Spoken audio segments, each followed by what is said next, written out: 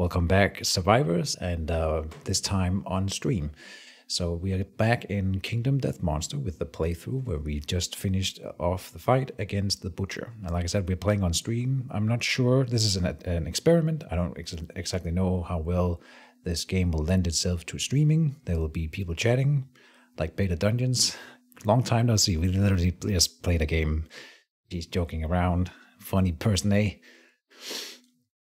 No, but that's great. And so yeah, it'll be a bit different today. Hopefully, it'll be fun and good in the best of ways, and the good combo. And otherwise, I will just keep it to YouTube going forward. But I'm expecting that this will actually be kind of fun for everyone. So we left off in the previous episode. We did Hands of Heat. After finishing off the Butcher Nemesis fight, we did the Hands of Heat and then the Crone's Tail. And we'll be going, there'll be some housekeeping at the beginning of this episode here. We will be going through the rest of the events and doing the settlement phase on camera. People can make suggestions for stuff if they want to, or just watch me make all the decisions. And then we will play a fight against a nemesis or an enemy, and I have chosen the Flower Knight. I think I talked about it in the previous episode, and yes, I have made up my mind with the help of both Beta and Joafa, who I think is also watching. And they said I could probably do the Flower Knight. So if we die here, it's not my fault. Before we start, I have written a note down here. We had next step was the Hangman timeline event, but I have a note here because wait, Troy didn't spend his lifetime reroll. Go back to Hands of Heat.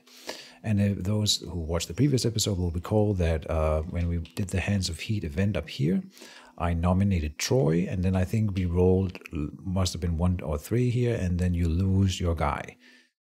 Which is, that can happen, but Troy has a lifetime reroll, and I completely forgot about it. So I think it's fine that we go back a little bit here and roll the die again. So let me just read, because I forgot what happened here. It's been more than a week for me here, so let's say one lucky day, a clumsy accident knocks a lantern free from the towering lantern horde. Right, and then the seed of an idea begins to grow. Nominated a survivor. They gain 1 courage. We already did that. And then he experiments with lanterns. But we will roll the die again and then roll not a 1 to 3. Because I really like the Troy character. I really wanted to keep him. And we didn't murder him, I think. So instead of the previous event up here, we now have the 6.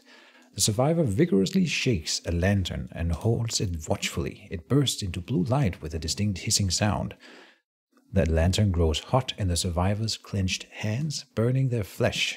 They bellow in primal triumph, gain 1 permanent strength and the red fist secret fighting art. Your settlement gains the Lantern of an Innovation, which is the same as here. So we already have added that.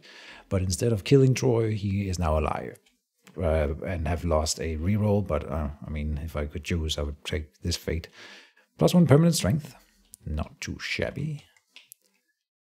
He is axe proficient, right? And strength here. Nice. And then the red fist secret fighting art. So that is here. Red fist. All right. What are you all about? For Troy. At the start of each showdown, each survivor gains +1 strength token. Each survivor. Survivors may spend +1 strength tokens in place of survival. What? Each survivor. Where, if this character is present, I presume. Beta says she's silly. Yeah, that's good. I'm a silly person too, so that's good. All right. So Troy didn't die. He now has the red fist fighting art. Good stuff. And I have another little rule thing, two rule things that I had to cover, and another thing that I also had to go through that I completely forgot. So let me just cover that real quick. First thing is the Rhythm Chaser. I've been wrong about this one. I thought it would stack infinitely, but since all tokens, and this is why I was wrong, all tokens are cleared at the end of a showdown when we return to the town. And so Rhythm Chaser gives you tokens, meaning we get the token when we arrive, but next time we arrive, we won't have a token from the last encounter. That would have been cleared. So you can have a maximum of 1 evasion token from the Rhythm Chaser, which means it's not as bad if you get knocked down and lose your evasion token, even if you don't have an instrument. And that for that reason, I think we can just put Rhythm Chaser on more people, in fact, because just having that +1 evasion token, even if you lose it, if you get knocked down, it's still really nice. And I think a good way to spend some Endeavor every once in a while. So I think more people will be Rhythm Chasers going forward if I have Endeavor tokens to spend. So that was this thing here. How do we delete that? Like this.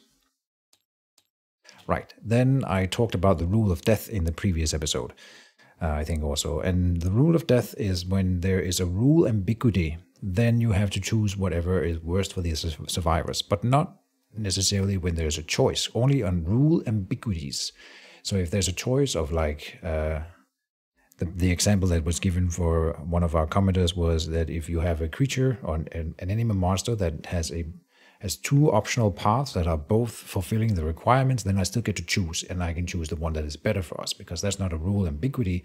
Both would follow the rules, and so then it's a choice, and choices are different than the rule of death. So that's one real quick thing. And then I think it was one more event that I skipped. And so we will do that retroactively. It's called The Story for New Life, which means on the timeline in here, when we got the first birth, I never clicked this button. Right, and I don't think we ever did any of these. Right, and we chose the survival of the fittest. No, this is Principle New Life. Survival of the fittest. Find and place the card on the settlement board and note it on the settlement sheet. After adding the card to the settlement, roll 1d10.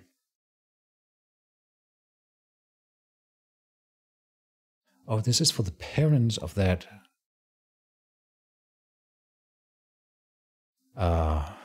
event, or the first child. All right, let's roll it and see what happens, and then we will make some choices based on that. That's a 4, yeah. All right, so the settlement celebrates with a rowdy party. Filled with the test of strength and triumphant roaring, the parents each gain +1 permanent strength and 2 insanity. They must skip the next hunt to recover. All right. To be fair, I'm pretty sure I used 2 unnamed survivors for this first thing, so having them skip the next hunt wouldn't really matter. I think what we do here is just select 2 unnamed survivors, give them +1 permanent strength and 2 insanity, and then that'll be it, and that's fine. Do we have any that are unnamed? Yeah, here. A female one, so 1 strength and 2 survival. And I think we have a boy also. No. But we'll do a male that has never seen combat. Yes, like you here. +1 strength and 2 survival. And that put him a lot above the limit, so that's fine. We'll just do it like that. Yeah, good. Look, having that out of the way. We never did that. Next thing then is to do the rest of the timeline events for this settlement phase. So we've done now the Hands of Heat, we've done the Crone's Tail, time for the Hangman, and people told me this is bad, and it's probably, the Hangman doesn't sound good. This is definitely ominous. Yeah, he's been hung, and not just that, also cut up a bit.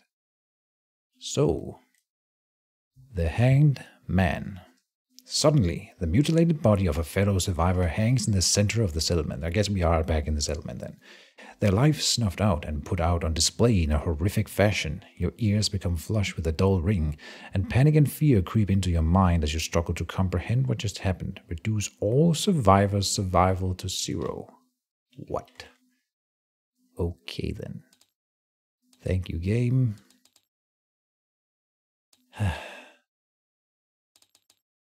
Some of these events are just so freaking brutal, man.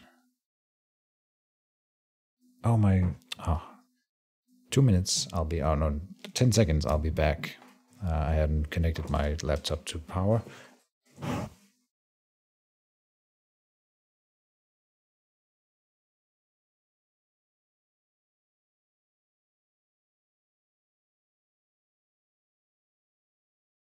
So here's a stark difference between streaming Kingdom Death Monster and recording it on the YouTube. Because whenever I look up rules or if there's a little technical issue like this, I would, on the YouTubes, I would just cut that out. But I can't really do that on the stream. So you'll have to bear with it. But that was a short one. And hopefully we won't have some those that are too long.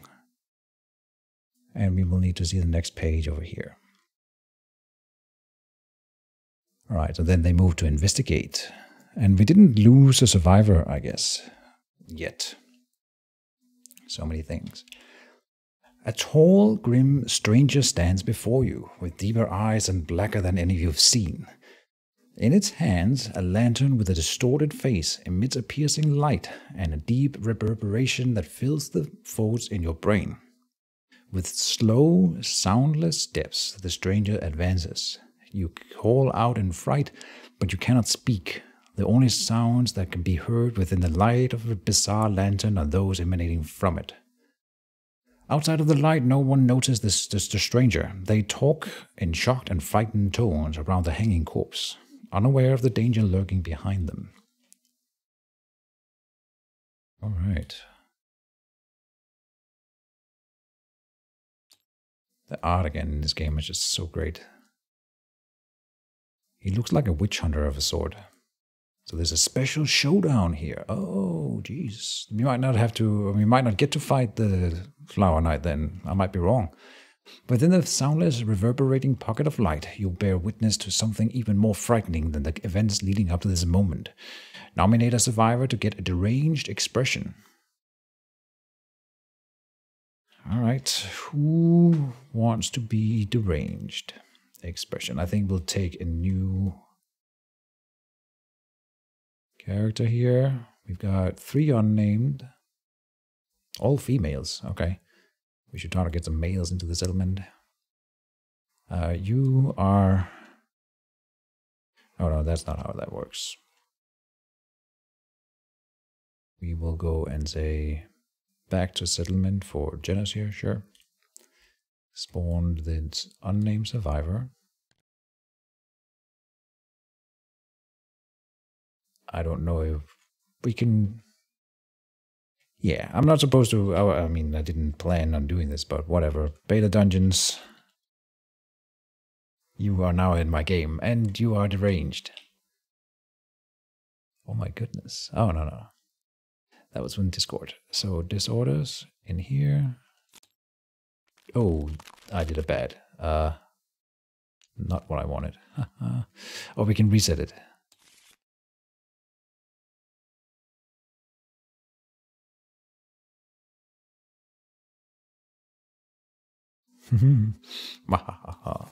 Alright. Search. Deranged. Oh, that's not a disorder?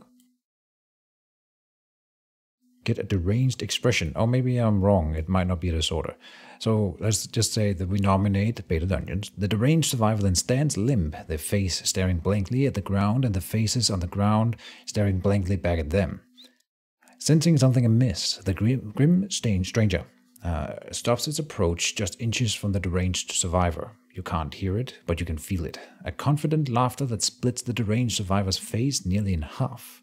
Oh, that's the smiling thing we see over here. Alright.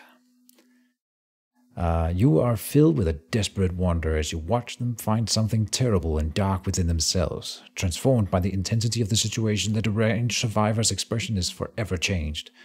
You are unsure whether to feel afraid of them or envious. The deranged survivor gains the abyssal sadist fighting art and leads the settlement into battle. Okay.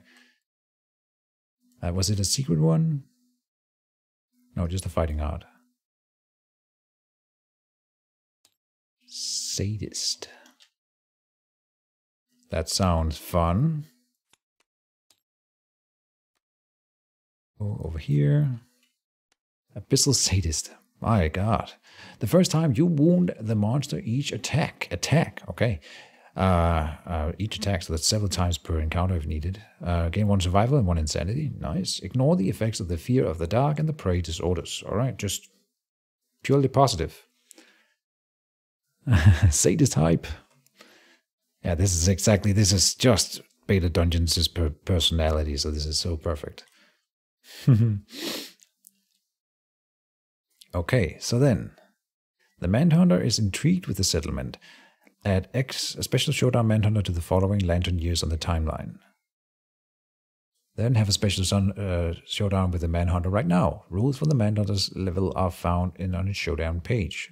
Huh. So the Hangman here, has it done that already? The Hangman? No, so we gotta add it in. Year 10, 16, and 22.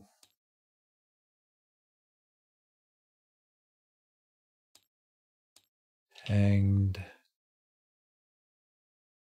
Man 16, Hanged Man, and I don't know, man.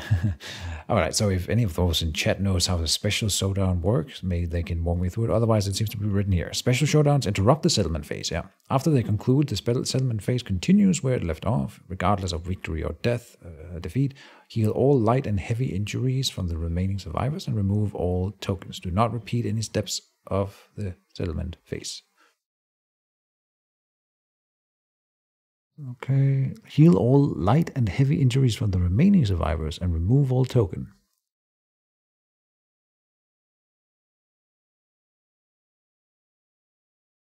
Oh, light and heavy injuries. Right. Not severe injuries. So that's fine. So they heal up and they remove all tokens, just like a normal showdown.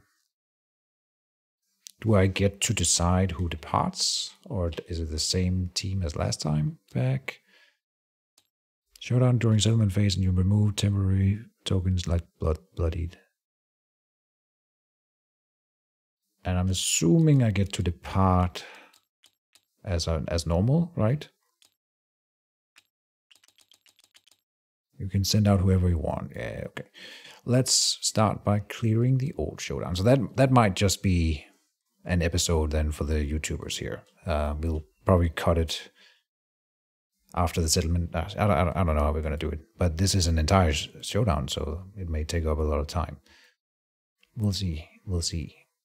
And there's no requirement of beta dungeons here participating in this fight, but I think it's fine to get I like to get a new one with 0 hunt XP into every fight, so we have the older dogs carrying a new guy, and I think that would be fine here.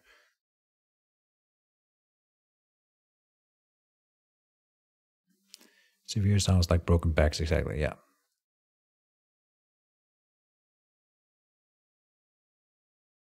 Remember to give her a survivor for naming her, right. Oh, so you can, like, we just have all of our survivals set to 0, but I could save naming stuff for later. Because then, I think that actually flies within the rules, that's kind of funny. Wounds, gosh darn this tiny key. With autocorrect, yeah. Nice. And she has the strength and evade for being a new survivor. Everything here seems fine, yep. I feel like I'm missing something that I needed to do in cleanup, but no. And oh, the fresh acanthus should be over here, I believe. And we haven't been in the crafting phase yet, so I haven't been able to make that into anything. But other than that, I think we didn't get any other resources out of the butcher, other than the butcher cleaver, which we could put in play right now, I think. Sentient must be insane to activate. Oh, okay. And oh no, insane is insanity here. So and you have X, so this is perfect. This sword you don't need then, and then the dagger not either. So let me take those away. We'll put it down here for now. This is Troy, the shining savior of the lantern. And then, I mean, he has X fighting style, so I don't think there's any debate on whether or not he should have an X or the X. Accuracy and +5, 5 strength, irreplaceable when you die, archive the card, okay. Not sure why it would be discarded, like, because irreplaceable, because other people, when they die, we just go and pick it up with another survivor. X is cool, but remember you need to be insane. And he is. He's got his brain currently up on 5. But it is a kind of an interesting question. If he manages to go below 3 in a fight, does that mean he can't use it anymore? Probably. So then, since he has room for it, I would also give him the extra sword that we have lying around. No reason to keep it, to not have it here. If we have, bring it back exactly what Joafa is saying there. Good. The bow for you, I think mostly we will use the same here. We have the screaming armor over here, so we will add the king spear with you. For Wendy, with the champion's right, before making an attack, may add the accuracy, your understanding to the accuracy of attack for limit once per showdown, but still really good. What's her accuracy currently? Wendy with king spear is accuracy 6 only, so yeah, being able to do that once per showdown is really cool.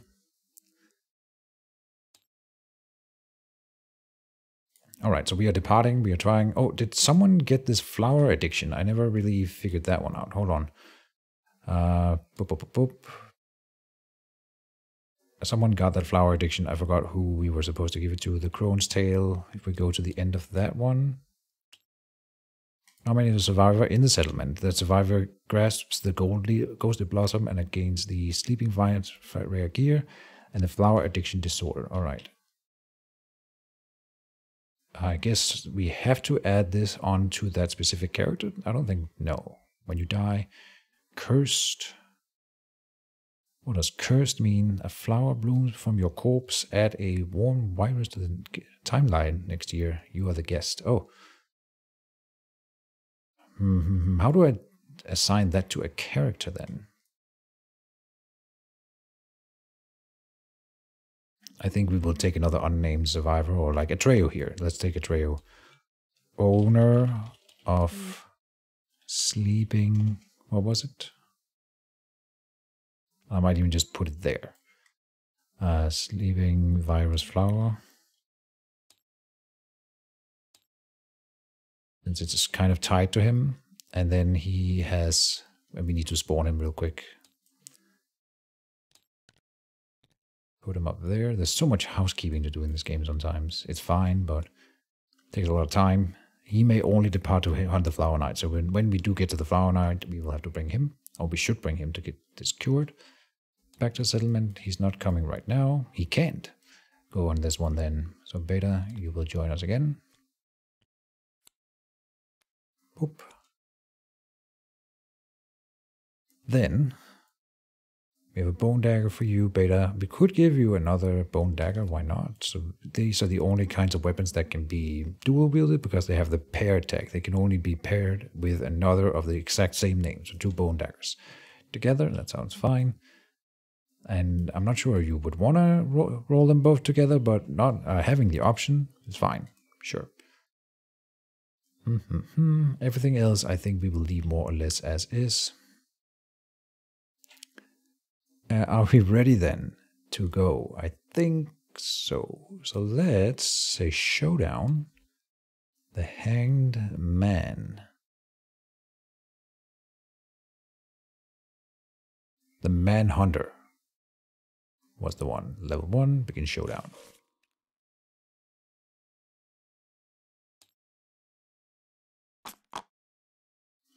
Oh, this one's colored.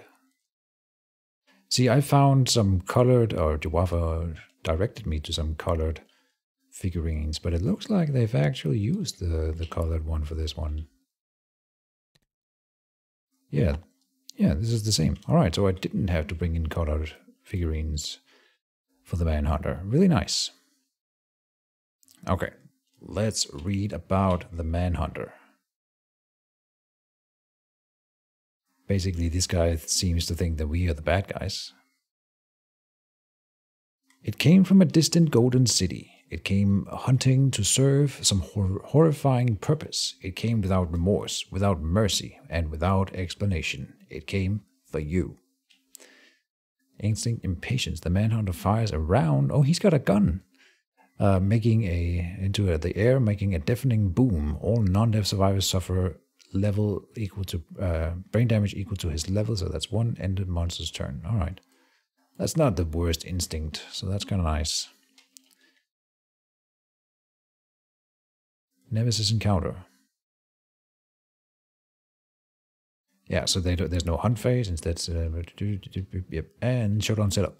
2 stone column on terrain cards, so 6 columns placed in the green spaces, and that has already happened. 1 random terrain card set up normally, placed as nemesis in the center, survivors in any blue space. Okay.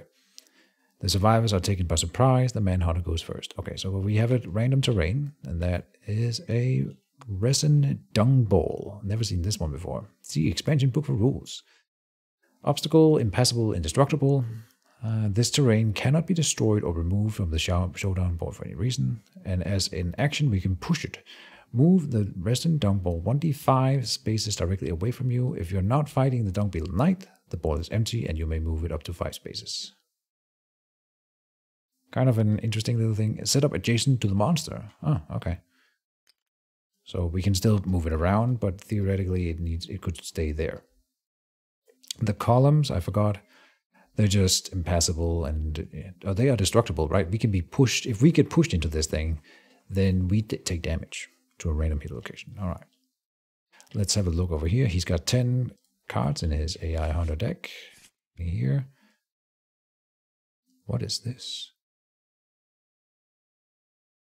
Unused hit locations. Okay, so this is if you fight him at a higher level, he would probably be using stuff like this. All right.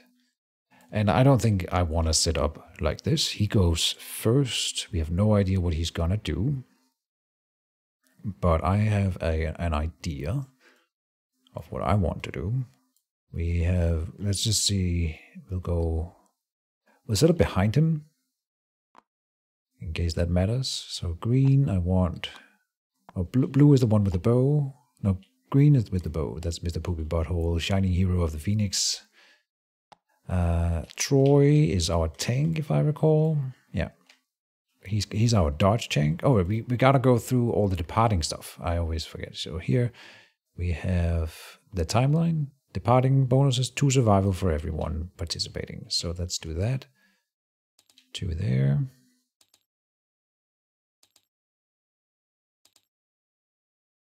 Then we go through their equipment. So there's a luck token here. Temporary token. We will get an acanthus plant onto the scene. Terrain tiles. Search. No, that's not how we do it. Yeah, we should do this too. Acanthus. Terrain here. Search. Acanthus.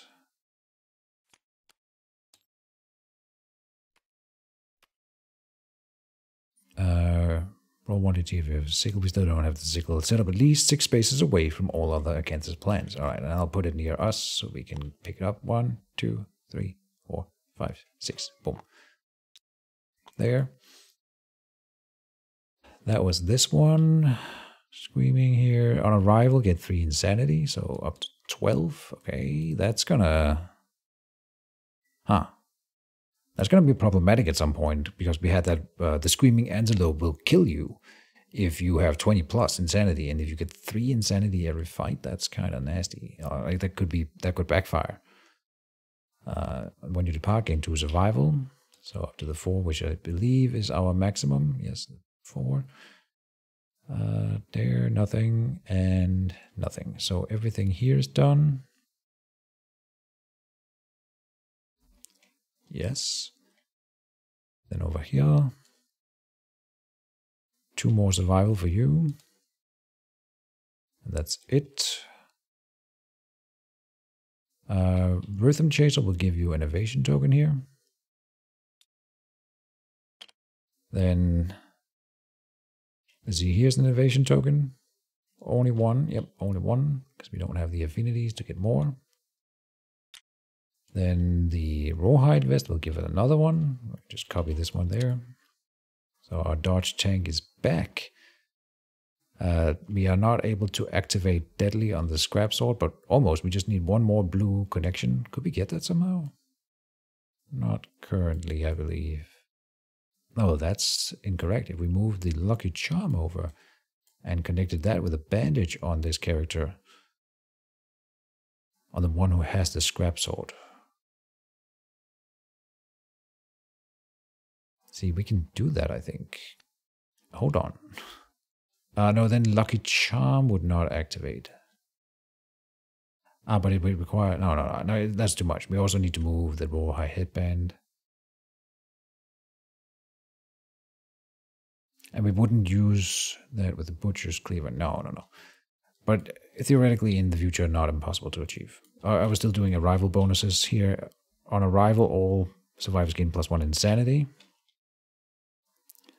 I wonder if there's a way to willingly go down in insanity, but honestly, I'm thinking that what we're doing is we are not gonna send the lady here against a screaming antelope. That's just not gonna be smart to do.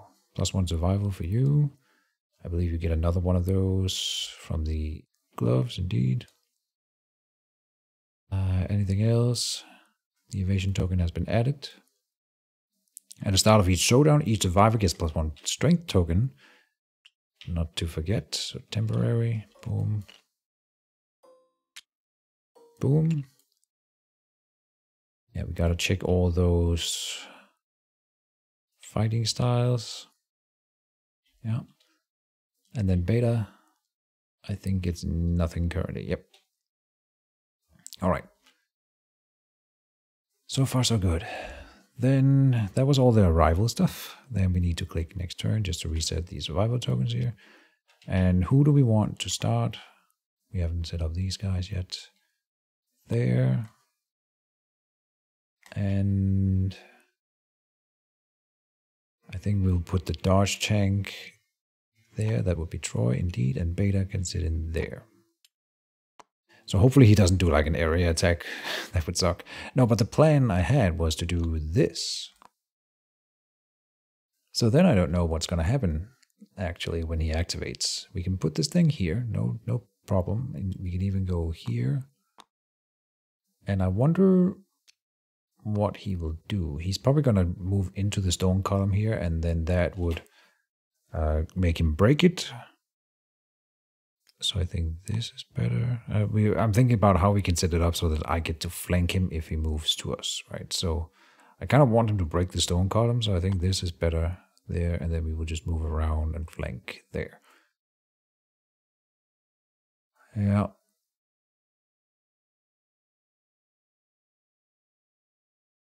All right.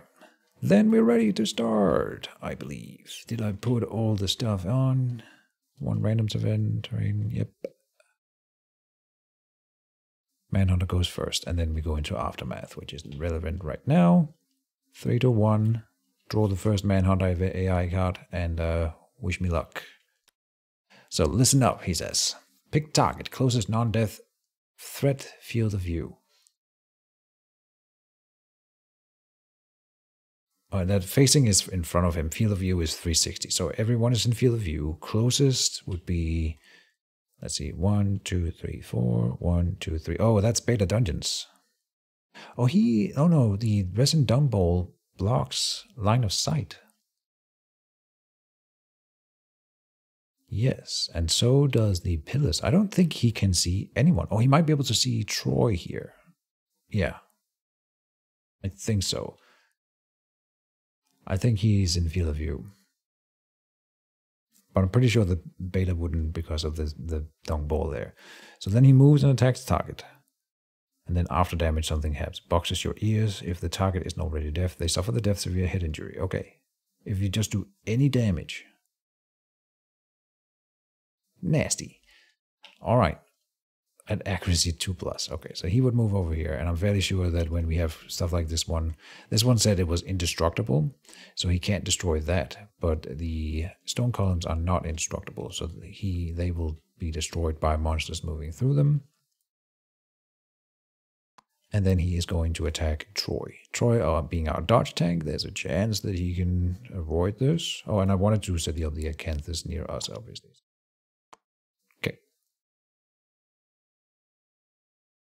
Speed 2, accuracy 2. So, with Troy having evasion 4, that becomes 6+. Hopefully he only gets one hit, and then we can use a dodge to dodge the other hit. Yeah, okay, good. So we will use a survival. Use the dodge action, and then we are not getting hit by this and therefore not being deafened. And that would be all of his turn. Very nice. And of course I should have made Troy the monster controller, but in case it mattered for selection, but I don't think he had a choice. Oh, he did have a choice. He could have selected Wendy, I think. But he wasn't the monster controller. So yeah, that's fine. Then it is our turn, and I will do my regular system of taking out a token here. And then we can move them one at a time with that. And I'm not sure how to approach the Manhunter. I have not read anything about this guy. So usually it's good to, let's see. He's probably not like the animals that like will charge ahead when you hit him. I don't think so. I think I will still move Troy first so that he has already moved in case he does like an area attack around him. So Troy will move 1, 2, 3, 4, 5 around. Stab him in the backside, blind side. Oh, hold on. There's some stuff up here that I haven't read. Yeah, my bad. Before we start doing things. Gun action, tombstone, gritty armament, and short strike. We should definitely cover those. So, gun action is a trait. Target is doomed. Turn to face target. So this is a thing that he can do. It doesn't specify when, but I'm sure that there will be cards that activate this card. Then he's got tombstone trait. Attack all adjacent threats in facing. Okay. Again, surely something activates that. Then a short stride. At the beginning of the monster's turn, move the Manhunter 3 spaces towards the closest threat and turn to face it. If the Manhunter is adjacent to any threats, perform Tombstone. Speed 1, accuracy 4, damage 3. At all adjacent threats in facing. Okay, so only one's in front. So you definitely want to be behind him when possible. Okay then. And then gritty armament. At the start of the showdown, remove all mangled groin, stake, and man-trap cards from the hit location stack. That's what's over here. I'm sure that has already happened.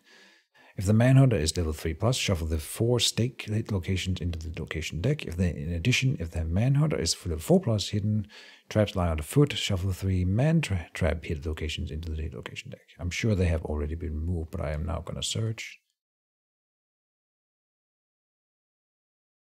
Yeah, I don't see any of those cards. So give it a shuffle again. So that has been done. This one wouldn't have triggered anything or made anything different. It's going to be the same here. He would still choose the same Troy. And then now we are ready to play. Troy is not in his field of view when he moves back here, but honestly, maybe I'm wrong about this. How bad is this tombstone thing? Should I be worried? No, he would hit Troy on 8 up, and we have a dodge action. So I'm going to go here. And attack from the backside. With Troy, we have the Butcher and the Scrap Sword. I'm sure the Butcher's Cleaver is better. It wounds on 2s, hits on 4s, but that's the same as the Scrap Sword. They have basically the same stats? No. Oh, but because 2+ is the best we can do. Like if the monster had toughness, 2 more toughness, then the Butcher's Cleaver would still be as good, but the Scrap Sword might start to get punished. But his toughness is not high enough for it to make a difference. We always fail on a 1. That's basically what it's showing here. So it's 2 dice hitting on 3s because it's in the blind spot.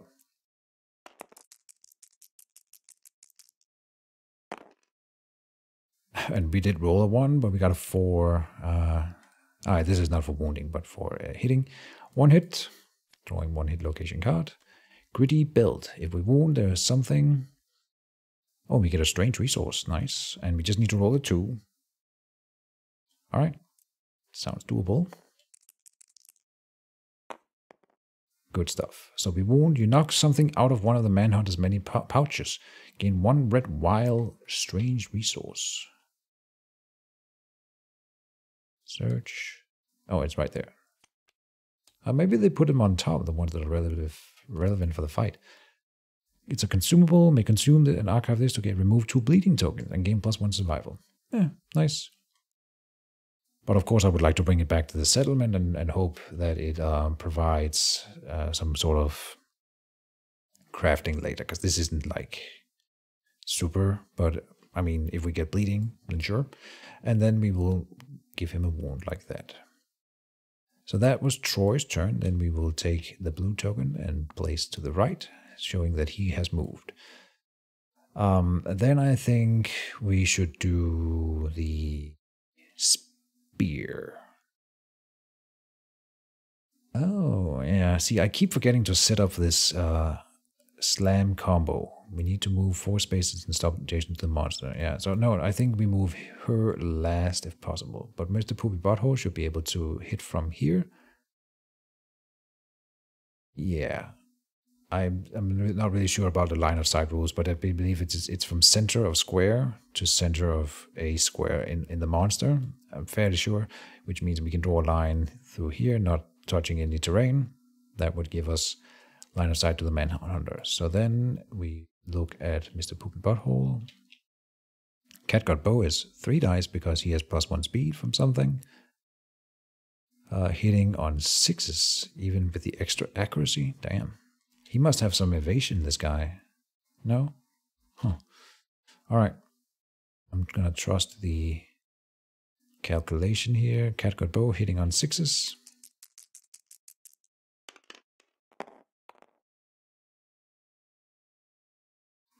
Two hits. I feel like I'm forgetting something, but I'm sure everything's fine. We got a calloused elbow. If you're hit with a whip, extra strength when attempting to wound this location. Every wound, something happens. They may spend survival. If they don't, they suffer a severe. That's only if the attacker is adjacent, so it literally doesn't do anything. Extra toughness to wound this location. And if we do, we cancel the next reaction in this attack. Okay, so it doesn't matter. And when it doesn't matter, I just like to roll them together. And it doesn't matter on the critical wounds either. Oh, that's incorrect. Oh, no. So we should do this one first. In case we crit wounded, we draw another hit location and attempt to wound as normal. Nice. So we do this one first. And we did crit. Wow. Okay. So we draw another. This one then is done. So it goes out. We do a wound. And we got another card. A calloused thigh. If we fail on this one, we would all full move through the attacker. Oh, he does the full move forward sometimes. So good thing we got Troy out of the way. But we, of course, we are going to do the knotted back first in order to attempt to cancel this reaction.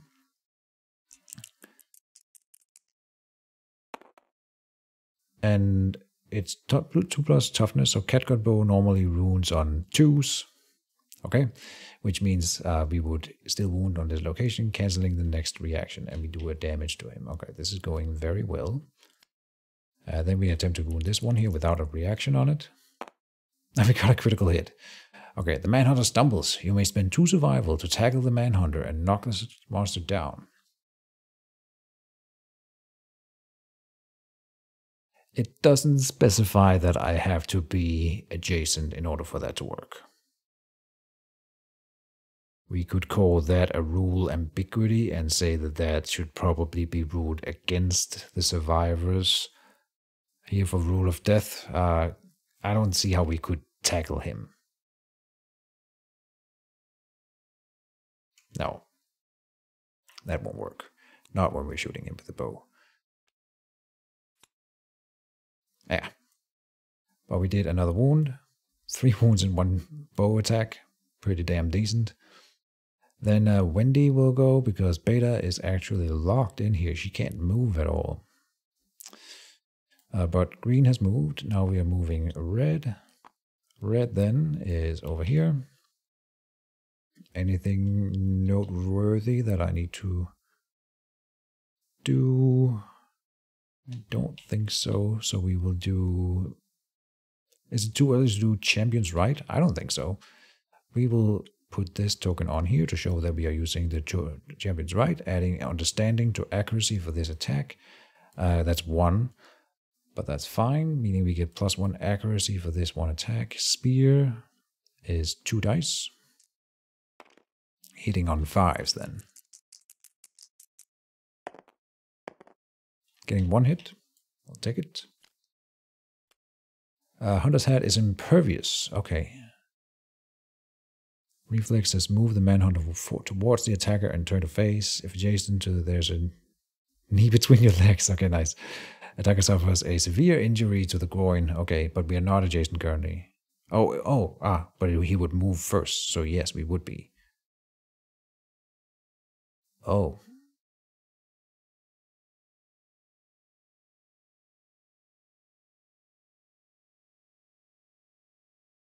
Well, let's hope we crit wound. We crit on 10s, so unlikely to happen.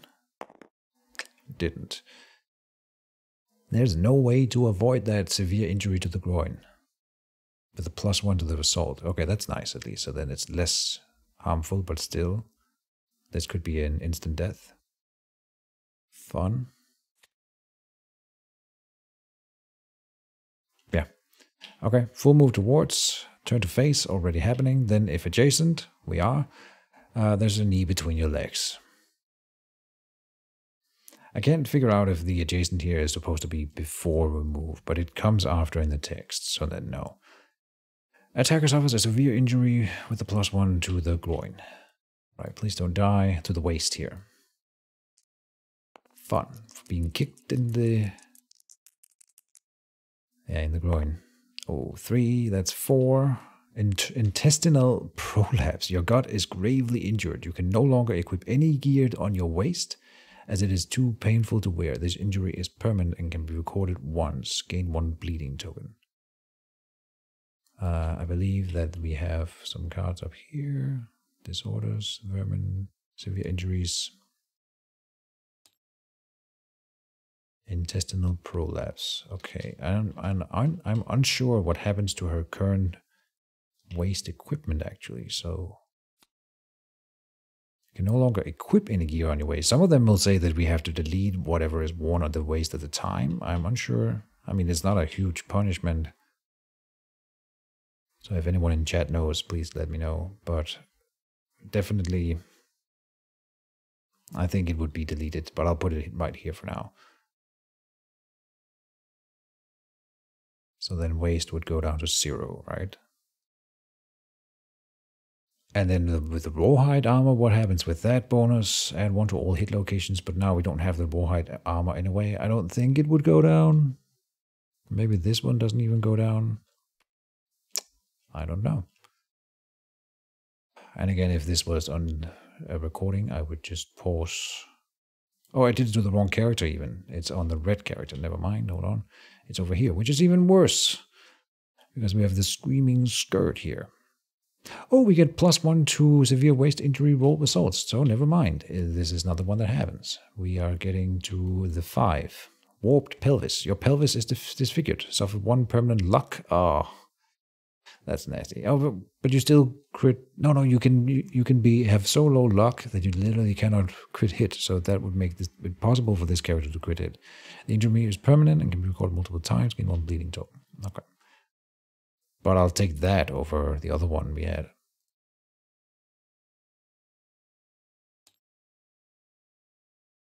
Yeah, what was the name of that one? It was called Warped Pelvis. Warped Pelvisa. Thank you, Screaming Skirt. I don't think we have anything else here to note. But we lost a luck permanently. So down 1. She had +1 luck from the lucky charm. So it's down now crits on 10s at least. Nasty. And you can't avoid that in any way. That's real rough. Oh, there's something about... Aha! Dryad Acanthus. When you suffer a severe injury, you may ignore it and archive this card instead.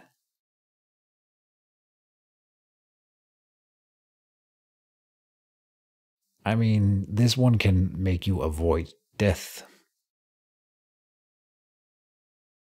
Right? But I really like luck as a stat, so I think we are expending the tried Acanthus instead to avoid that injury. Maybe a mistake, because that could have been worse. We did the injury, yep. Looks like I got that. And then Wendy can still move, which was part of the plan here. Over here. Here. Yeah. Then beta dungeons. 1, 2, 3, 4, 5. Could get down here.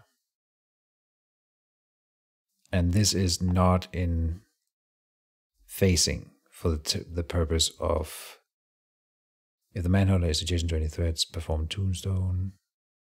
At the beginning of the monster's turn, move the Manhunter 3 spaces towards the closest threat and turn to face it. If the Manhunter is adjacent to any threats, perform Tombstone. Oh, he gets to do the move first, or... Oh man, this is so... If there needs to be a little then if the Manhunter is adjacent to any threats. I don't know if he does this move before or after, or the Tombstone before or after. Because that might change my whole plan here. Let me see. What was it? Any adjacent threats perform Tombstone. Because then he might have had to do it against Troy in the first turn even. At this point, now I need to go and check. So if I Google short stride.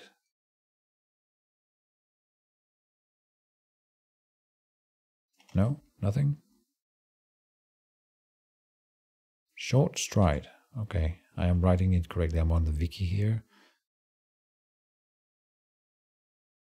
I will Google it. Short stride kingdom.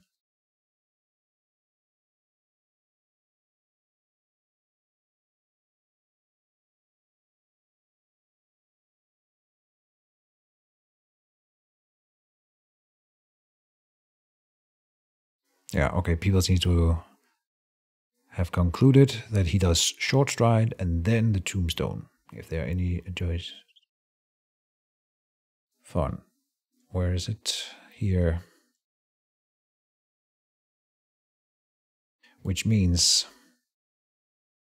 that we will have to select someone who we think can tank that short stride after the round. So she was here. Currently it would be Troy suffering that, but I could try to tank it with beta dungeons. Maybe it's fine.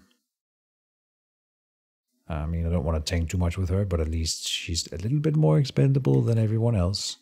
So, yeah, I'll let her do it.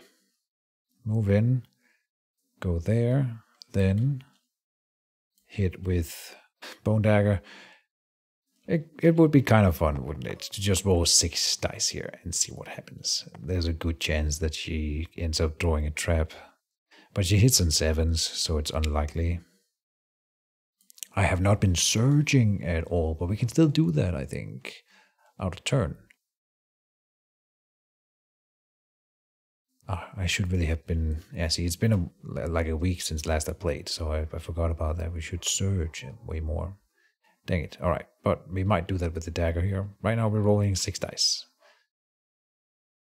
With Bone Dagger. Here, hitting on 7s. That is 1, 2, 3. And she gains a survival for the rolling a lantern 10 here. 1, 2, 3. No traps drawn. Nice. Then it was worth it. Gritty Groin. Wound. The Manhunter stumbles in rage, dropping something to the ground. Attacker gains priority target token. Okay. Then here, easier to wound, and there's a death blow chance. Oh no, it is if he is killed in this location. It fires. It falls on its gun. It fires, blowing a hole in the monster's chest. Blood sprays everywhere. Damn. All survivors gain all kinds of stuff. Nice.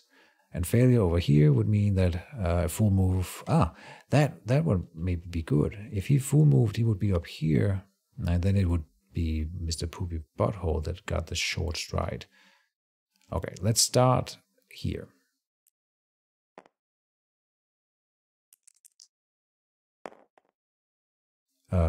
Beta wounds on 5s, so this is a wound. Attack against the priority target token, which is always fun. I guess we hit him in the gonads. There. And a red vial, so that was at the top here. Yep.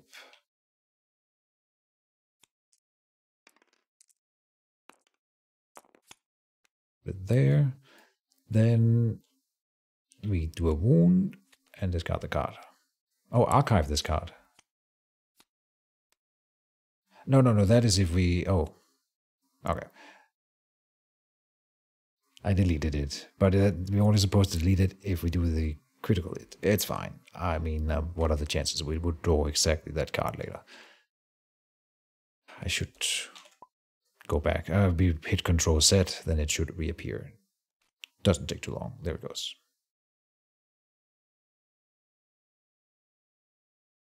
Then there's a bit of a wait.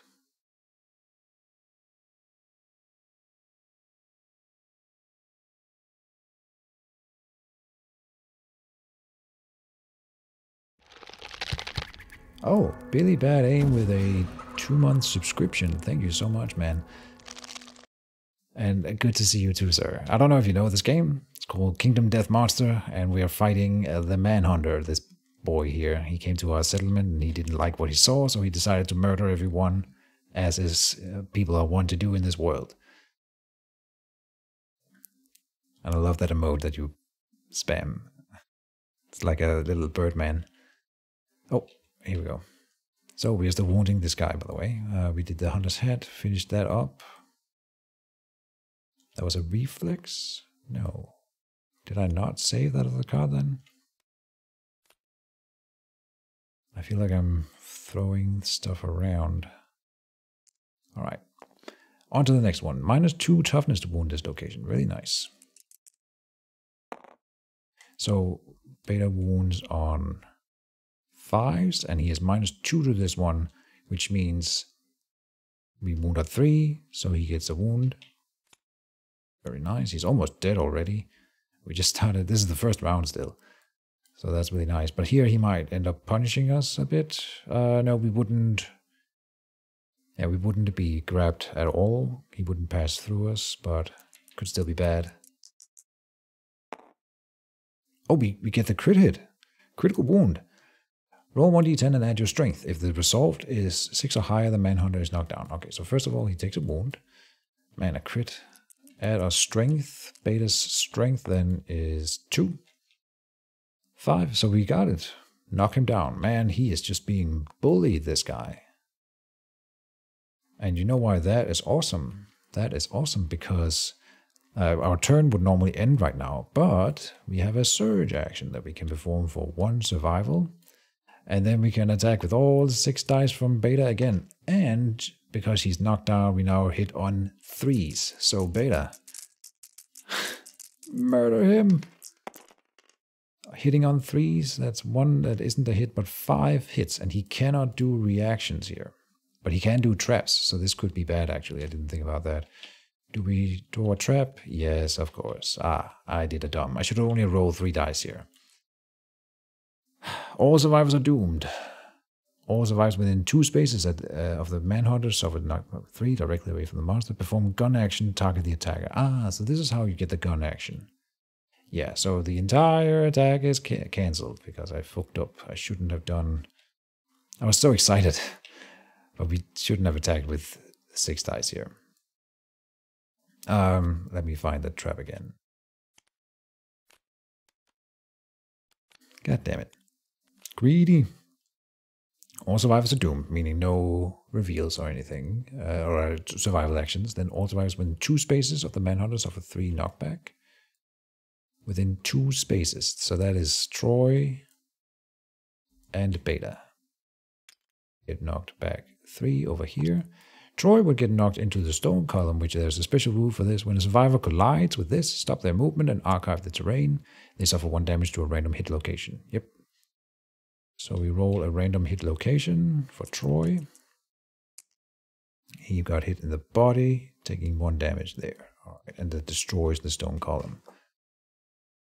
And he also stands back up when he draws a trap. So yeah, that whole thing was a wash. And then a gun action. Gun. Target is doomed. Then turn to face the target. Bird up. Then, if the target is not in field of view, perform impatience, but she is in field of view. Then ranged attack target. Speed 1, accuracy 2+. He missed with a 1. Man, I'm so lucky. And then the blast leaves a painful ringing in the ears. All non-deaf survivors within 4 spaces of the Manhunter suffer brain damage equal to level. I believe that is everyone. Yes. Which is honestly kind of a good thing, because we needed to get rid some brain down here. Oh, and you didn't suffer your luck penalty. There. So down to 0 here, which can be kind of problematic, but otherwise everything's fine. He missed. She has 1 evade, so he would miss on 2s as well, but still really, really nice. It's just 2 damage. It's not like a special thing or anything. But of course, still really nice not being hit. Then we are not doomed anymore. We have to reshuffle the location deck. And then we are missing a card, but it's fine. Can I... There's not a reset button. No. Okay, that's a penalty on me, because now there's a high chance of drawing the trap card. Ovel.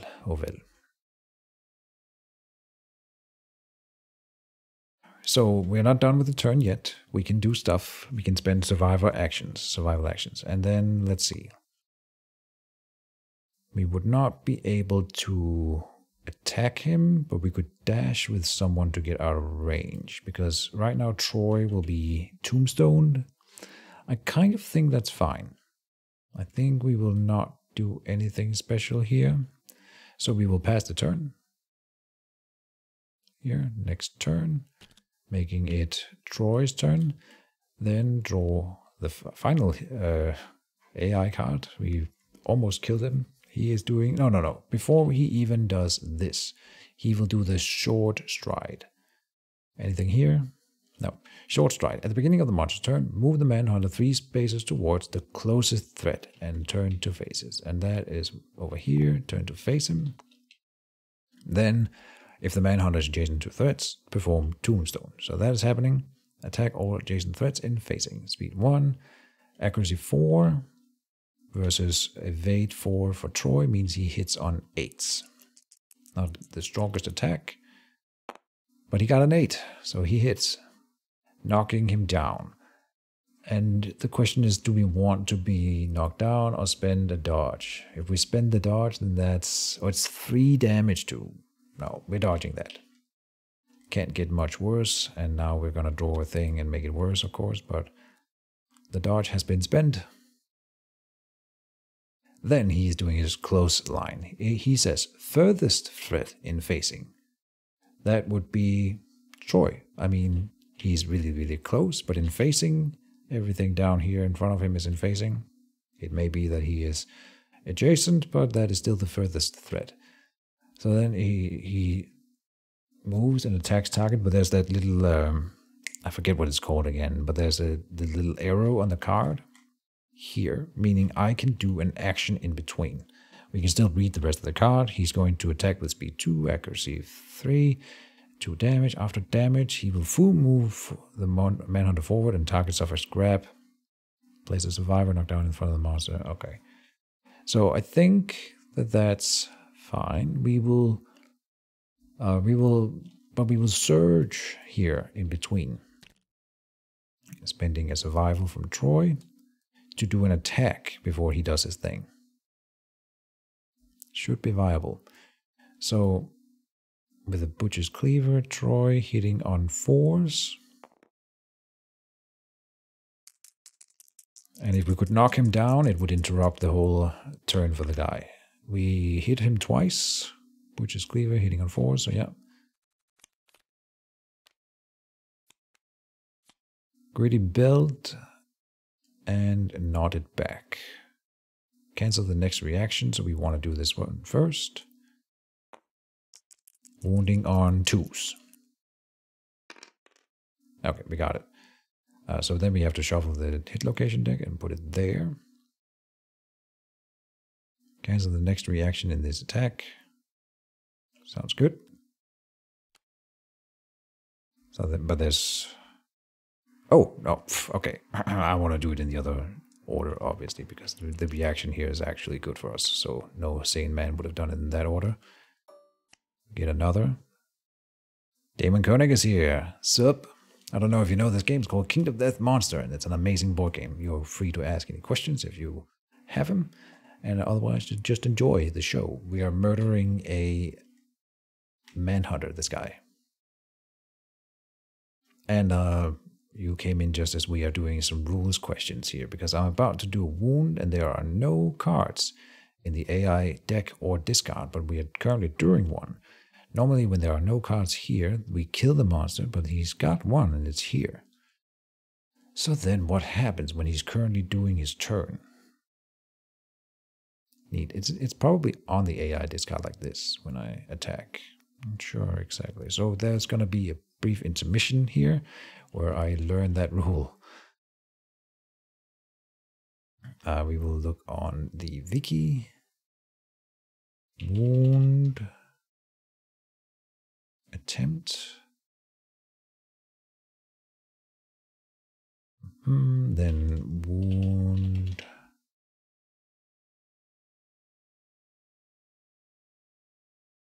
If the AI deck is empty, shuffle the AI discard to create a new deck first. Yeah.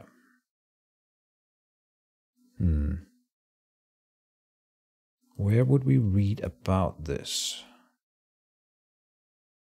The core game manual.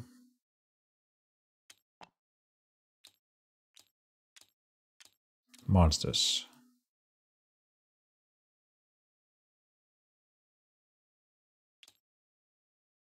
Hit locations, critical wounds, and I'm not really even sure where I would look stuff like that up. Monsters with life. He's not a monster with life, is he? Haven't seen anything to that effect anywhere. No, he's got...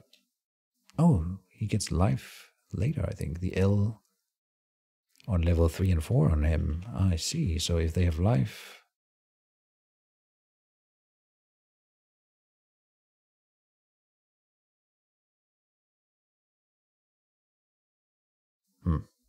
No, that seems weird, but whatever. That's not what we're looking for right now. Monster level indomitable. Where would we see that? Vermin resources.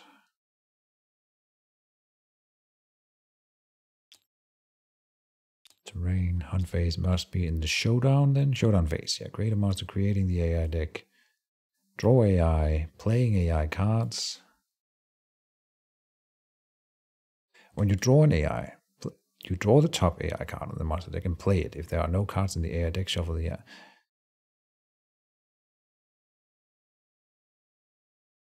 I don't think it's placed on the discard pile while it's being played. That's what I'm thinking here. It's called flow, this thing, now that I recall.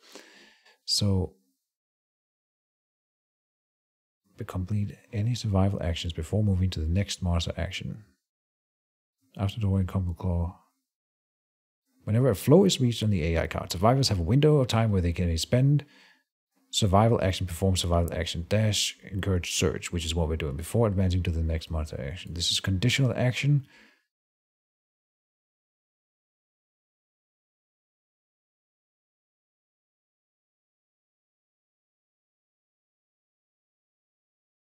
If the monster missed or the target avoided being hit more than once, the condition is not met. If there are no further cards,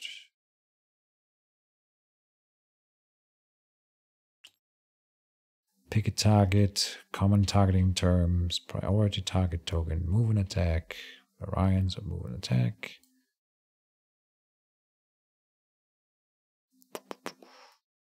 Same page.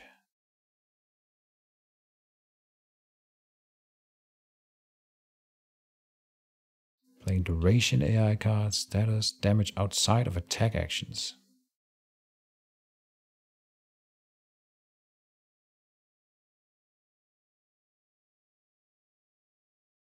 Nope.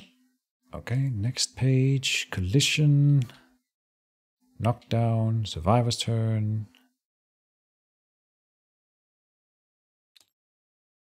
The wound steps. This is what we're looking for.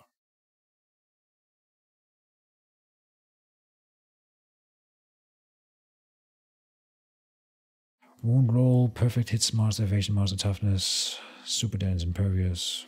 There's so many rules in this game. Critical wound, survival luck, cancel reactions, mounted luck. It keeps going. Survival actions. This is what we're looking for. Search. Maybe there's something here.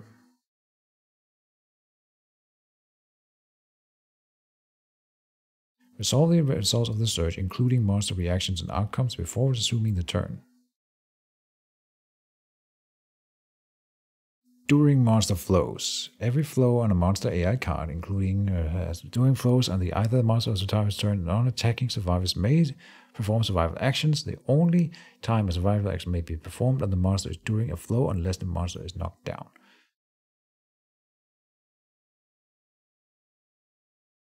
So can it be killed there, and what happens if I do that? During survivor's attacks.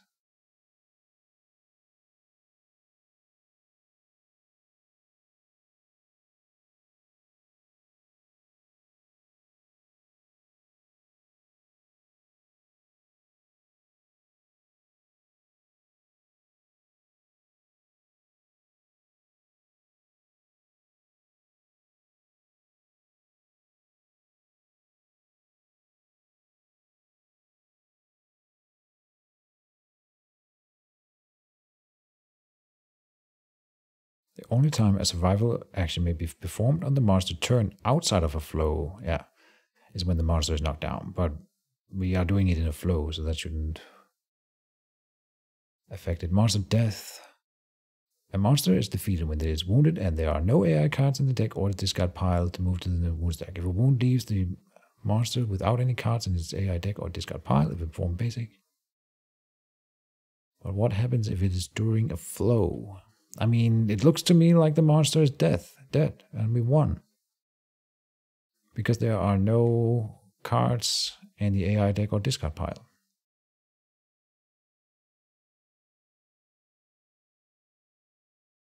I guess.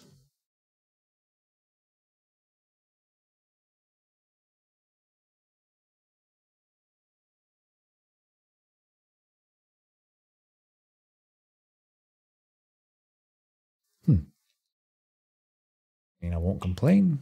I'm gonna rule that that is how it works. So we murdered him. And I got my red vial. So that's kind of, but that's so weird because it's like you get more, effectively you deal 1 extra damage to him, or he has one less life if you attack him during a flow, which is kind of weird to think about. It's kind of, it doesn't really make sense that he would be, maybe you could say that he's weaker because he's currently doing a thing. But if I attacked him outside of the flow, this one would have been discarded and count as a hit point. It doesn't then. And I might be wrong about that. Feel free to let me know. But for right now, I will rule that the hanged man is indeed dead.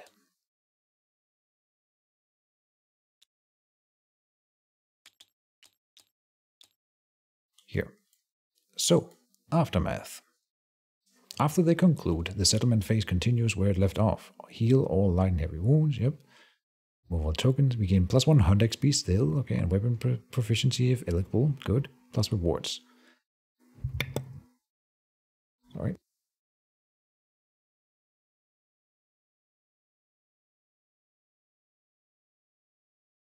And if we were defeated, we would have this new event added to the lantern year. Alright. Hunt XP then. Hunt XP for you. And weapon proficiency with spears. Because she wounded with a spear. I gotta be better at noting that, but I think everyone did some wounding.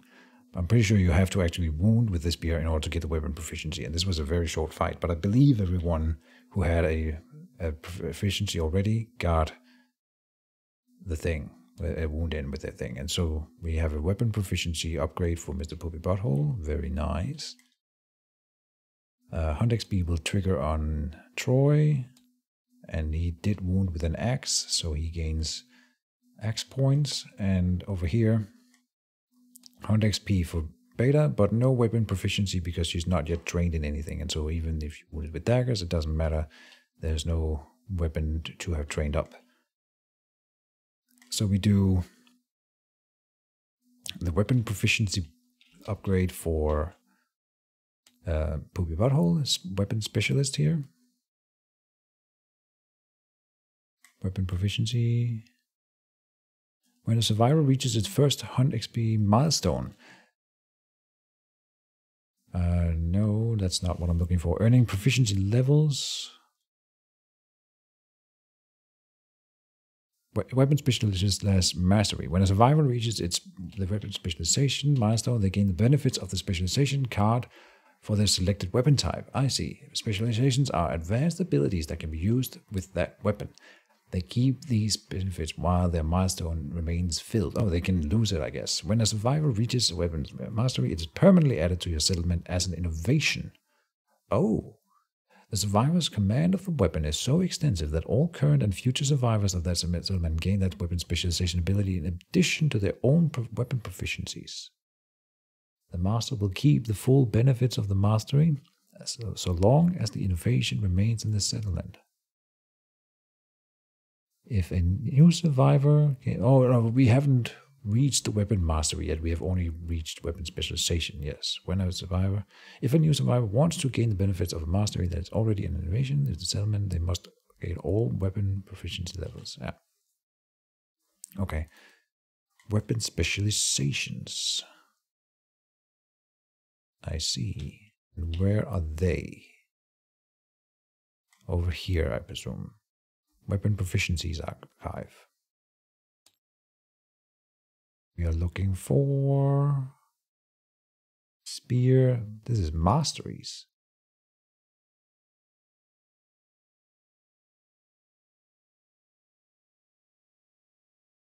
And this is mastery, not what we're looking for. Weapon proficiencies.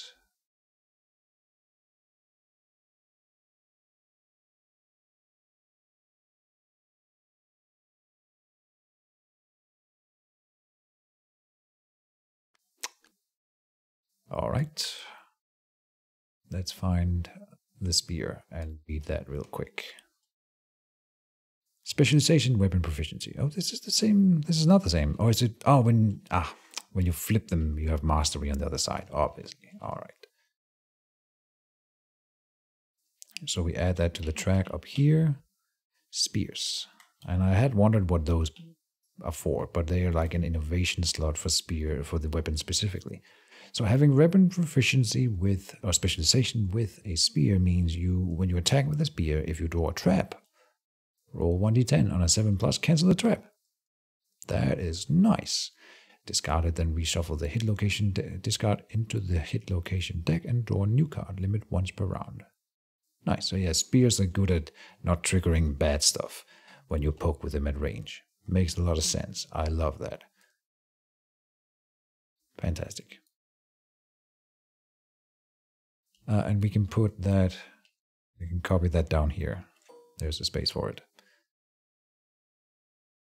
But it was totally not the spear that we got weapon proficiency with. It was the bow on Mr. Poopy Butthole. So we learned about spear proficiency, but that's not the one we were looking for. We are looking for bows specifically. Here we go. Bows then. Come over here. Add it in there. When attacking with a bow, you may reroll any misses once. Limit once per attack. That's also really nice. We don't have the spear anymore. Boop, like that. That was you. Then Troy hit his Hunt XP milestone. He is coming of age here. First we should... No, never mind. The time in darkness changes you. Gain the benefits of the Hunt XP milestone you reached. A survivor may only gain each milestone once. So we can gain a proficiency with you. But he already had access, that's right. because he got that for free. But then he also gets to roll 2d10 on this table here.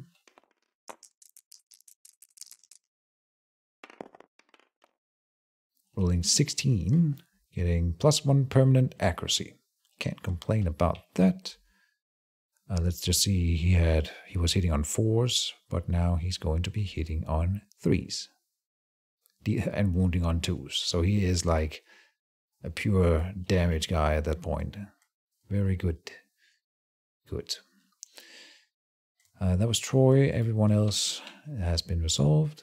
Then we have to go back to the hanged man.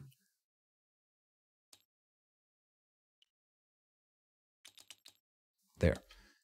The Manhunter showdown, and then we did the rewards down here, except up here. The group realizes the settlement needs better protection. If the settlement does not have it already, place the settlement watch innovation on top of the innovation deck. This assures it will be drawn from the deck if the group decides to innovate this year. Sure. What was it called? Settlement watch. Is that it? Did I just delete it? Here. Yeah, the settlement watch. Okay, so we will place that on top of the deck. Then, level 1, gain the reverberating lantern rare gear. Roll 1d10 on a 2+. The survivor that dealt the killing blow gains the tough fighting art. A 2+. Okay, so you gotta roll a 1 to not get the reward here. Don't roll a 1. Almost. No, we get the tough fighting art for beta dungeons. Who I even forgot that she had this abyssal sadist thing. So she would have gained some survival and insanity. Yeah, I'm just going to give her 1 of each. She definitely did it at least once.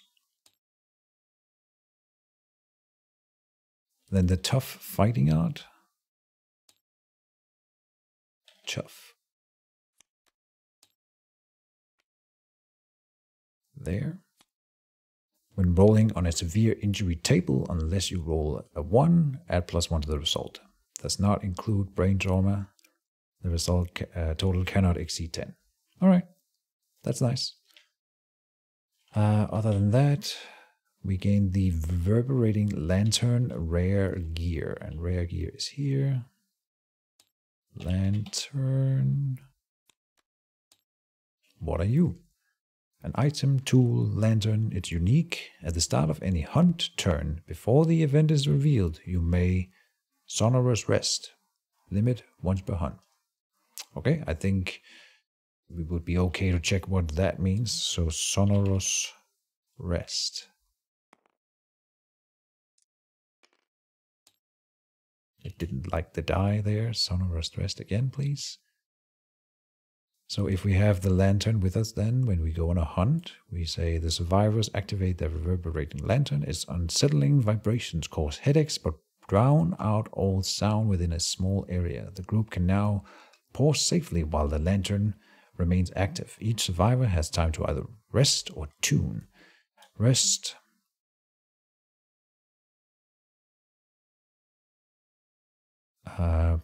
Let your body restore itself. Gain 2 survival and an additional 1 survival for each green affinity you have. Or tune.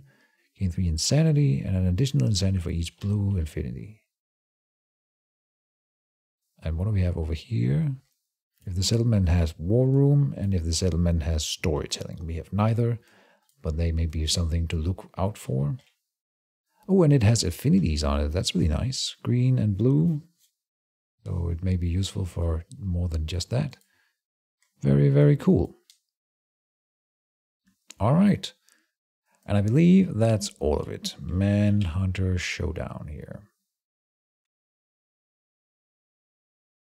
Yeah, we got the level 1 reward.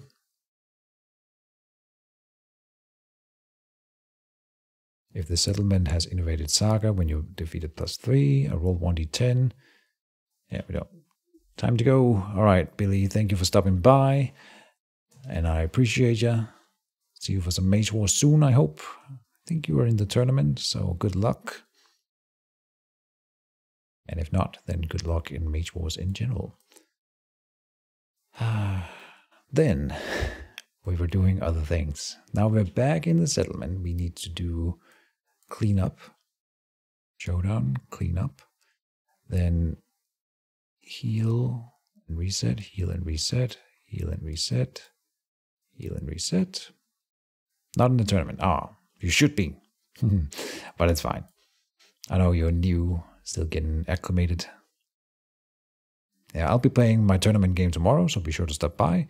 Not sure if we will stream it, but I'll definitely be playing. And you can always watch it on Octagon, and we should get a game in, you're right. Now we have the Gorm climate coming up here. And we gotta roll not a 1, 2, or 3 as usual. So far we haven't, but this would be the time. It's so bad if we roll 1, 2, or 3 on this one. 30% chance every year until we get that damn Gorm fixed. Oh, that's a 3. Oh, jeez. Oh, no. I don't want to. Okay, here we go. Jagged pellets of sizzling rain, hail rain from the sky, corroding anything they touch when they land. Yeah. All resources in the settlement storage are lost. You may avoid this by dismantling an innovation. Return it to the innovation deck to create a protective barrier. So, either all resources or an innovation. We don't have that many resources, but setting us back an innovation is worth an endeavor and 3 resources as well, a bone, organ, and a hide. And we have 3 scrap, we have a hide and a bone. We wouldn't be able to innovate this year at all now that I look at it. I really don't want to set us back in innovation, but an endeavor, maybe it would be the right thing to do. We can just, maybe I can find one that I don't really care about.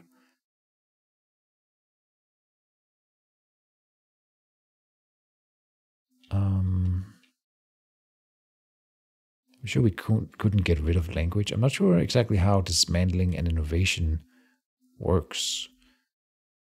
You may avoid this by dismantling an innovation. Return it to the innovation deck to create a protective barrier. Dash is nice. Inner lands in for surge.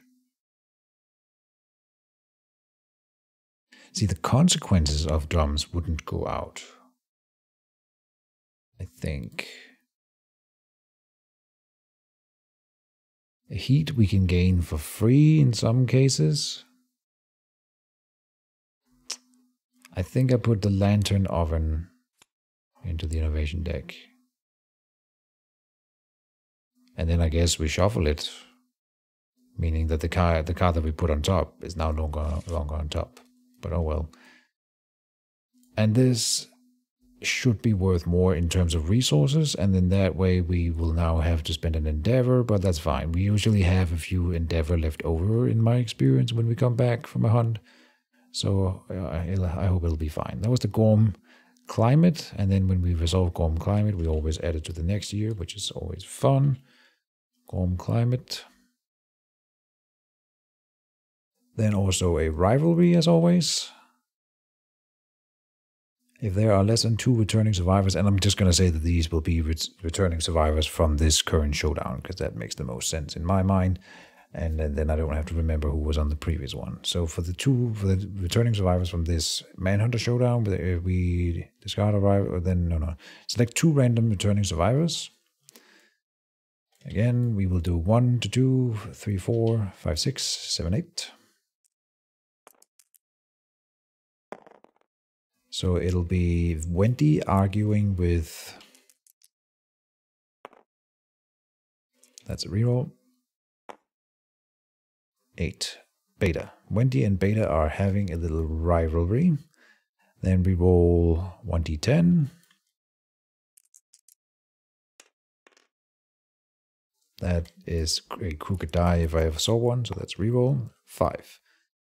The two rivals immediately come to blows. Randomly choose one of the rivals to suffer a gaping chest wound. Add rivalry to the next year's timeline. So we did not get rid of it yet. We need to roll better. There's one of the results will get rid of it, so we just have to be more lucky. But so far I've had it for 4 consecutive years. Fun.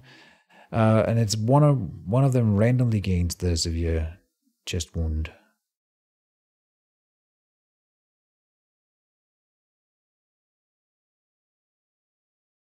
We would have more gaping chest wounds than if I have not gotten rid of it. I don't think we have that many. Not sure why we don't. Oh, we have a gaping chest wound here. That may be a mistake on my part, but this time we will definitely do it. Yeah. Add the rivalry. Yeah, so choose random, then choose one. So we'll go low for Wendy, high for Beta. That's low, so we get a severe injury, chest wound, search, chest wound. Down here for Wendy, -1 permanent strength. And does it do that automatically when I add it in? No, so we gotta go -1 for strength there. All right. Sucks, but what can you do? Not the worst. In my experience, we tend to wound on 2s for most of our people anyway. Look at that. So that's kind of insane. That's because there's no monster right now. Everyone wounds on 2s when the toughness has 0. Of course. So that wasn't very telltale. That didn't tell us anything, basically. We will add the red vials to the stockpile, by the way, so those would also have been deleted by the Gorm climate. They're a different color. I'm not sure if that means something, but as far as I can tell, they're resources, so I don't see why we wouldn't be able to have them. And then now we've done the timeline events, finally. And we will be prepping for a flower night, but we'll probably not handle that in this episode. We will go through over here. We had Survivor's Return, Gain Endeavors. We haven't done that yet, but they are here for, so they were there. Then update timeline. Now we've done all the, we got nickname and we resolved that, and then we did all the other timeline events. So we are about to update death count. Nothing there, luckily. Check milestones. Oh, and that's where you trigger any milestone story events when the conditions are met. Yeah, whatever. But then we develop. That's the important part. And I don't think we can do innovate at all, because we do not have a hide to do this year. Yeah, no hide around. So coming back from a Nemesis fight like we did, we have very little resources, and there's not going to be a lot of development done, I guess. Kind of sucks. Yeah, but we gotta spend our endeavors, so let me have a look at it. We could try for the augury for sure, and then maybe some drumming is always nice. Let's say we probably put a one endeavor out for drumming. We would probably do at least one augury. There's the harvest ritual. Spend any number of monster resources to draw an equal number of basic resources. There's the shared experience, which is interesting, at least. Maybe we dedicate just one endeavor to that. And then I guess another drummer. I mean, drumming is just nice. We've got no other endeavors up here. No special endeavors to do. We could do the duel to get rid of rivalry, but most of them, it's 70% chance of us losing a survivor. Roll 1d10.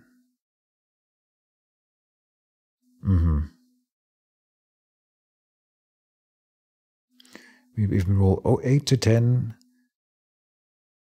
we get rid of it and we get the partnership innovation, which is kind of nice.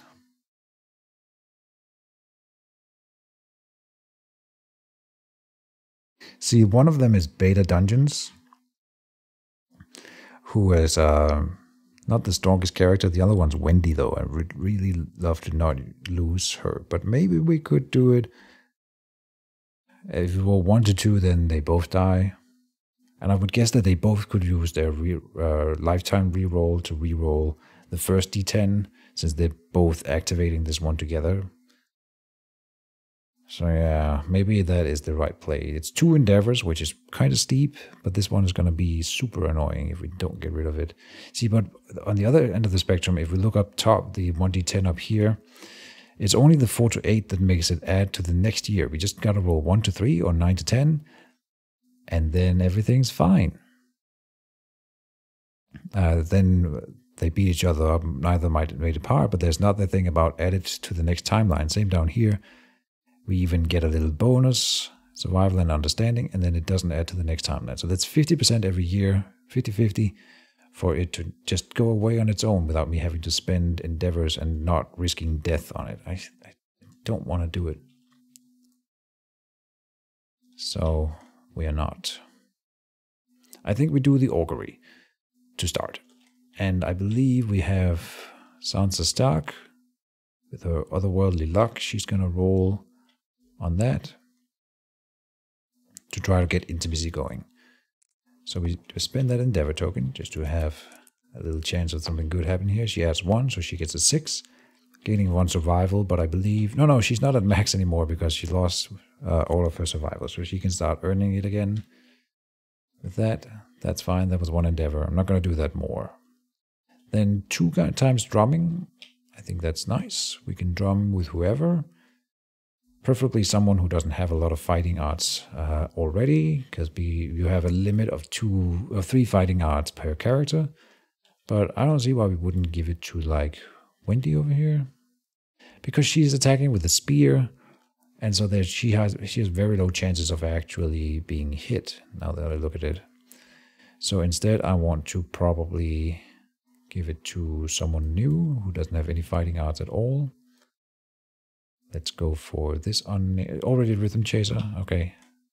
Then this unnamed survivor. If anyone wants to name a survivor who are here, go ahead. Not a lot of naming rules as long as it's somewhat PG-13. Then I don't care. But suffice to say, this character will get the Rhythm Chaser fighting art. We delete an endeavor. And then another character. Here is one. Atreyu doesn't have any fighting arts, so spawn. Come up there. He's got the flower addiction, right? So he's going on a quest next episode, so might as well give him the Rhythm Chaser now. Being prepped for that, and we can leave him up here because he is indeed departing for that. That's another endeavor spent. Then we have the Lantern Horde here with shared experience. We can give an experience to someone, and I think it would be kind of prudent to give it to, who was it? Beta Dungeons here, because she's got 1 more already. So if we give her 1 more, then she would be at the next 100 XP level, meaning she triggers the 100 XP milestone here, learning a weapon proficiency, and rolling 2d10 on this chart to get a little bonus. Almost 20. Not sure exactly if that's good. 1 permanent luck would be nice, but 14 gives us a random fighting art. All right. They are here. Yeah, and do a random one. Draw. She gained Transcended Masochist. When you gain a bleeding token, gain +1 survival and 1 insanity. Ignore the effects of the achomophobia and apathetic disorders. All right, very cool. And that was for Beta Dungeon, so we got to spawn her real quick. And we also really got to think about who we're bringing it against the Flower Knight in the next episode. So now she's up to my first character with 3 fighting arts here. Not too shabby. See, I want to bring Mr. Poopy Butthole, and I think we will. But at some point, I gotta stop bringing him on every run or hunt, because then at some point he's gonna be, get retired, and I want to save him at least for some of the He's really our best character, so he should be safe for some of the late game stuff, but he can get a little bit more going before we start retiring him before he retires. So yeah, I think Beta is resting this one, and then we will bring Atreyu, like I said, because he has to go on Flower Knight hunts. So bringing him makes a lot of sense to me, at least. We will definitely bring the Reverberating Lantern. And what was it? We could try to get the Scrap Sword activated, right? If we put it on the one with the Rawhide set. See, the Butcher's Cleaver doesn't have to go with the Rawhide set. Oh, this might be a better way to do it here. Remove the weapons. And they say back to settlement, back to settlement. So then we bring back Atreyu. Put him there. With the Rawhide headband, we'll just make a set over here that tries to satisfy the Scrap Sword. Was the idea. Let's see, these have to be near each other, but then these two here can sit next to each other like that. So now we have 1 red and 2 blue affinities that makes this sword deadly. Whatever that means.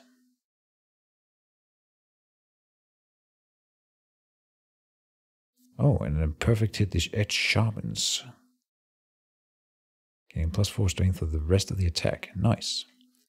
Alright, and then we will also give him a bone dagger backup. Then Troy.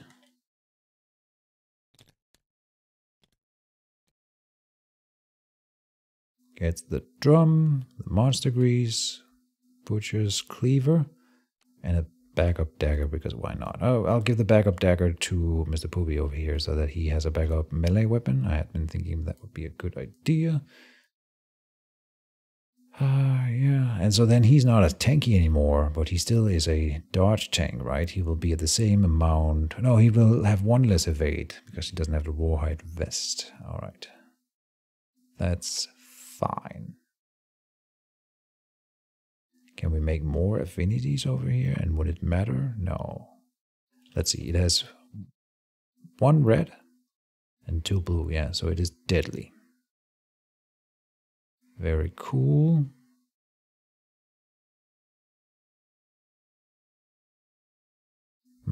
I'm just checking if there's any other item combinations we should make.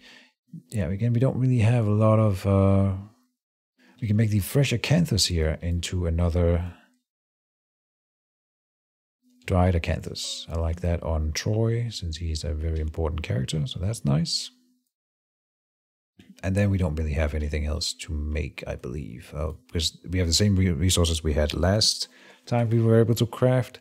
And so if I had wanted to craft something, I would surely have done it. So I think that's all good and well.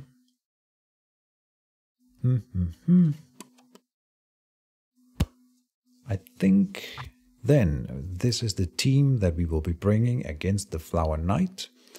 I have added it to the timeline already. We're ready to go. Everything is fine. And I think I will not do the departing bonuses right now. We'll just leave it as is. So this was a more or less a full episode, which is kind of a different one, but because it was just like a bonus showdown, but it was cool. I loved it.